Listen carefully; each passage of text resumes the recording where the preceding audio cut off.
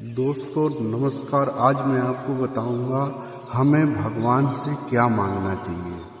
आखिर हम पूजा पाठ करते हैं, अपने जो भी श्रद्धा भक्ति होती है वो चढ़ाते हैं, दान करते हैं।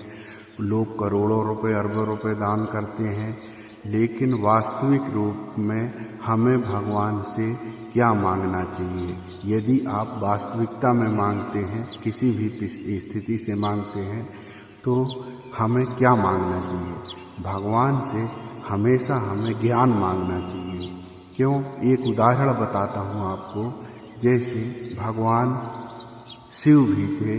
भगवान शिव अपनी तपस्या से भगवान शिव कहता हूँ सॉरी, जो रावण है, रावण अपनी तपस्या से सोने की लंका मांग लिया, शिव जी को मांग लिया।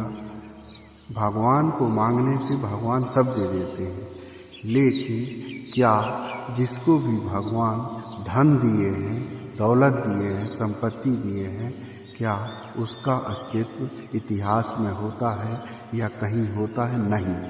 क्योंकि रावण की सोने की लंका कैसे खाक हो गई थी, यह रावण को उसका आभास पहले हुआ होगा, इसका कोई निश्चित नहीं है।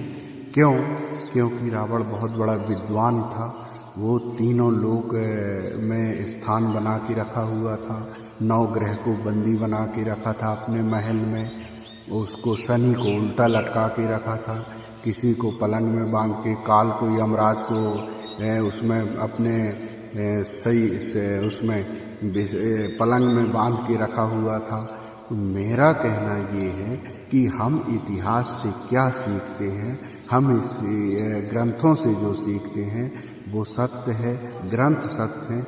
यदि हम ग्रंथों को मानते हैं तो वास्तविकता में हम यदि चाहें तो क्या चाहेंगे? ज्ञान चाहेंगे। क्योंकि जो ज्ञान है वही अमर है और ज्ञान का मूल्य कोई नहीं चुका सकता है, और ज्ञान हमेशा अमूल्य है।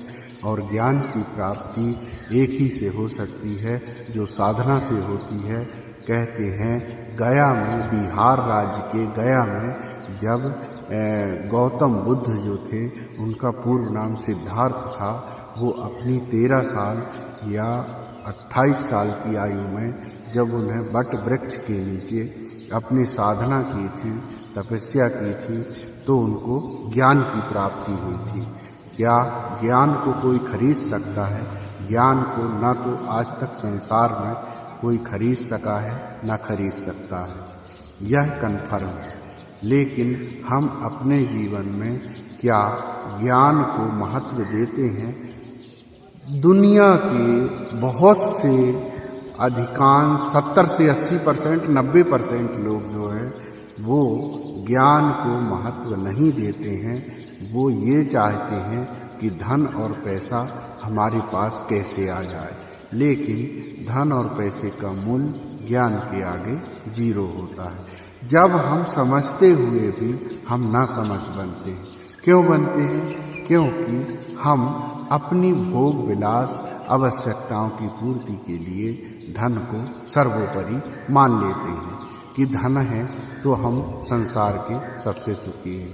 ये तो रावण भी सोचता था कि मेरे पास सोने की लंका है, दुनिया में सोने की लंका और कहीं नहीं है, और मैं राजा हूँ, मेरे चलने से धरती कांपती है, लोग देवताएं जो भी हैं, संसार 3 लोग कांपते हैं, मैं सबका स्वामी हूँ।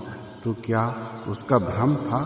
ये आपको समझना होगा कि उसका भ्रम था या उसमें क्या कमी थी जिस कारण से उसका विनाश हुआ। वो स्वयं भगवान को समर्पित होना चाहता था, लेकिन लीलाओं में भी उसमें ज्ञान अज्ञानता की बात के कारण ही ये बात आई थी कि वह भगवान में यदि किस तरह से भगवान से मुक्ति पाया, उसका कारण भी हमको पता चल जाता है। तो दोस्तों आज के लिए इतना ही। नमस्ते।